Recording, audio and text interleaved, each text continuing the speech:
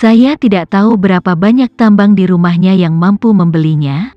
Anda akan menyalakan speaker untuk saya, dan saya akan menanyakannya sendiri.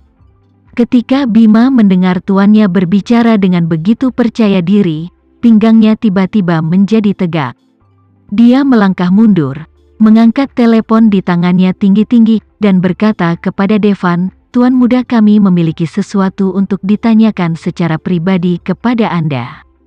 Devan mengerutkan kening dengan jijik, dan berkata dengan dingin, "Sesuatu untuk dikatakan, beberapa omong kosong." "Rumput!" Seorang pria muda langsung berteriak di ujung telepon, "Siapa kamu? Anda tidak tahu bagaimana memuji saya? Apakah kamu tahu siapa saya?" Devan mencibir, "Aku tahu. Bukankah kamu hanya seorang penyanyi? Saya mendengar bahwa keluarga Anda telah menghabiskan uang untuk mendukung Anda selama beberapa tahun dan Anda tetap tidak dapat melakukannya sendiri. Pada akhirnya, kamu pergi ke luar negeri untuk berubah pikiran dan hampir tidak menjadi populer, bukan?" "Rumput!" Kenzo di ujung telepon mengertakkan giginya dengan marah. "Kamu begitu berani untuk mencari kematian. Ada cara untuk memberitahuku siapa namamu. Jika kamu tidak mati, maka namaku bukanlah Mahendra." Devan berkata dengan acuh tak acuh, "Nama saya Devan, manajer umum Hotel Shangri-La. Kamu akan datang langsung jika kamu ingin mati, dan aku menunggumu." Kenzo tertegun, dan kemudian mencibir, "Saya bertanya-tanya siapa yang bisa berpura-pura begitu. Ternyata manajer umum Shangri-La, jadi Anda berasal dari keluarga Renza?" "Ya." Kenzo mengertakkan gigi dan berkata, "Bagaimana dengan keluarga Renza? Anda tidak memiliki nama keluarga Renza. Terus terang, Anda adalah anjing dari keluarga Renza, yang juga layak untuk menggonggong di depan saya."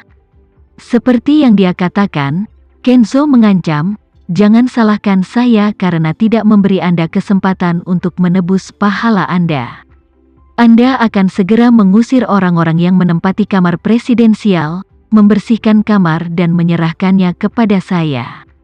Jika Anda melakukannya dengan bijak, saya hanya akan memaafkan Anda kali ini. Jika tidak, ketika saya tiba di Jakarta, Anda pasti tidak akan bisa makan." Devan tersenyum dan berkata, "Kalau begitu sebaiknya kamu cepat datang, aku tidak sabar." "Rumput!" Kenzo memarahi dengan amarah. "Apakah otak bodoh Anda diadu? Anda tidak bisa turun tangga, dan Anda harus menunggu bencana sampai puas? Aku akan memberimu satu kesempatan terakhir untuk menyelamatkanku dari kamar presidensial. Saat aku sampai di Jakarta, kamu akan berlutut di depanku dan meminta maaf. Jika tidak, aku akan membunuhmu." Tama mendengarkan ke samping dan tidak bisa menahan diri untuk tidak mengerutkan kening dan berkata, "Tuan Devan, jangan bicara omong kosong dengan orang bodoh seperti itu.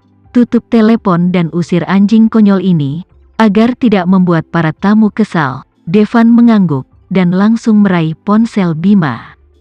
Dengan istirahat yang kuat dengan kedua tangannya, dia mematahkan ponsel Apple-nya menjadi sudut 90 derajat, dan ponsel itu langsung mati. Bima terkejut, dan berseru, "Kamu, apa yang kamu lakukan?" Devan berkata dengan dingin, "Apa yang akan saya lakukan? Aku ingin mengalahkanmu." Setelah selesai berbicara, tamparan menghantam wajah Bima dengan keras. Bima berbalik di tempat yang sama, pusing, dan hampir jatuh ke tanah. Melihat hal tersebut, beberapa rekan lainnya melangkah maju dan mengancam, "Apakah kamu tidak ingin berada di Shangri-La? Bahkan Anda berani melawan manajer kami." Bima, yang kembali ke akal sehatnya, juga berkata dengan marah, "Bukankah kamu sedang mencari-cari kematian? Percaya atau tidak, aku akan membiarkan tuan muda kita membunuhmu." Tanpa ragu-ragu, Devan mengangkat tangannya lagi dengan tamparan di wajah, dan langsung menjatuhkan Bima ke tanah, dan berkata dengan nada jijik, "Kamu manusia burung, kamu tidak memiliki ingatan yang panjang jika kamu tidak berjuang keras." Karena itu, dia segera memerintahkan penjaga keamanan di samping, "Tarik orang-orang ini keluar untukku." dan temukan tempat di mana tidak ada orang di sana untuk menghajar mereka dengan baik." Petugas keamanan segera berkata, "Oke Presiden." Setelah berbicara, dia segera mengeluarkan walkie-talkie dan memerintahkan satu tim yang terdiri dari semua personel datang ke Presidential Suite. Melihat Devan benar-benar bergerak, Bima segera membujuknya dan memohon, "Tuan Devan, jangan akrab denganku. Saya juga melayani tuannya." Tuan berkata bahwa dia menginginkan kamar presidensial ini, jadi saya adalah seorang pelayan. Saya buru-buru menerapkannya. Saya sangat tidak sabar dan bentrok sekarang. Saya sangat malu. Saya juga ingin meminta Anda untuk mengangkat tangan tinggi-tinggi. Devan mencibir, "Kamu ingin memohon belas kasihan sekarang? Sudah terlambat." Saat ini, selusin petugas keamanan berlari dengan cepat. Ketika Bim dan rombongannya melihat pemandangan ini, kaki mereka menjadi ketakutan. Bima buru-buru memohon, "Tuan Devan, itu semua salah kita. Bisakah kita tetap menyingkir? Konser akan dimulai dalam beberapa hari. Aku tidak bisa melanjutkan dan sibuk dengan lukaku." Tama berkata saat ini, "Tuan Devan, saya punya ide. Anda mengambil semua peralatan komunikasi dari semuanya, dan kemudian memberi mereka beberapa peralatan hiking dan melemparkannya ke hutan tua di belakang Gunung Phoenix dengan helikopter. Bukankah selalu ada sesama pelancong yang menyelinap untuk menjelajah, lalu terjebak dan tidak bisa meminta bantuan dari tim penyelamat? Lemparkan saja ke lembah terdalam dan biarkan mereka keluar sendiri." Devan tersenyum dan berkata, "Tuan Devan, orang yang terlatih tidak akan bisa keluar selama 2 atau 3 hari. Tidak masalah." Tama berkata sambil tersenyum, "Biarkan saja mereka menguap dari dunia, dan rasakan penderitaan dunia." Devan mengerti maksud Tama. Dia mungkin ingin orang-orang ini melewatkan konser dengan sempurna.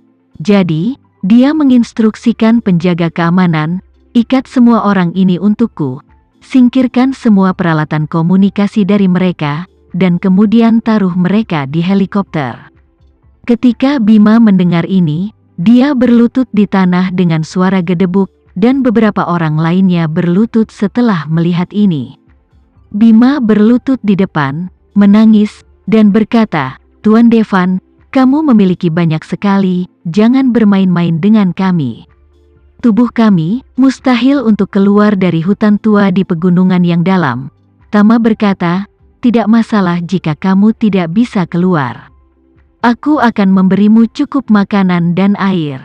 Jika tidak berhasil, Anda bisa tinggal di pegunungan selama beberapa hari dan mengalami keindahan alam." Dengan itu, Tama bertanya kepada Devan, apakah Shangri-La memiliki kualifikasi dan izin yang relevan untuk menjalankan bisnis pariwisata? Tentu saja, Devan buru-buru berkata, "Berbagai kualifikasi turis di Shangri-La sangat lengkap." Tama tersenyum dan berkata, "Itu sangat bagus. Sekarang kami akan meluncurkan aktivitas pengalaman bertahan hidup di hutan belantara, petualangan gunung yang dalam untuk orang-orang ini."